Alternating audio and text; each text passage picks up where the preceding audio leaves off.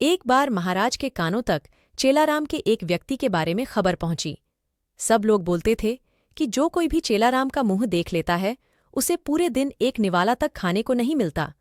वह इंसान पूरे दिन भूखा ही रह जाता था।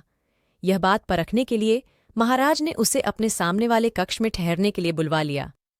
चेलाराम महल में आकर बहुत खुश था। उसे राजसी भोग भोगने में बड़ा ही मजा आ रहा था।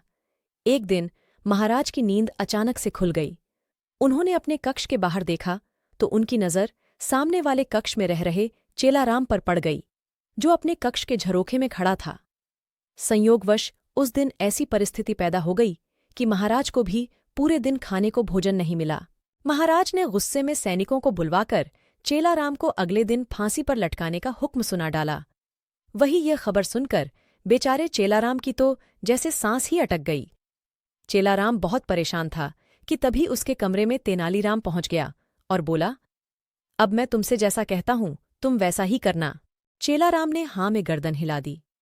तब तेनालीराम बोला, कल जब तुम अपनी अंतिम इच्छा में पूरी प्रजा के सामने कुछ कहने के लिए बोलना। अगले दिन चेलाराम की अंतिम इच्छा के अनुसार नगर में सभा बुलाई गई। सब लोगों के सामने आकर चेलाराम बोला, भाइयों, मेरा चेहरा देखने से तो लोगों को खाना नसीब नहीं होता, लेकिन जो कोई महाराज का मुंह देख लेता है उसे तो सीधे मौत मिलती है। मौत। चेलाराम की ये बात सुनकर महाराज अचंभित हो गए। उन्होंने तुरंत फांसी रुकवा दी और चेलाराम से पूछा, तुमने ये सब किसके कहने पर बोला?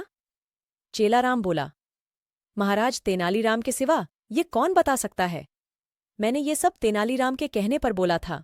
महाराज ने ये सुनने के बाद चेलाराम को फांसी की सजा से मुक्त कर दिया।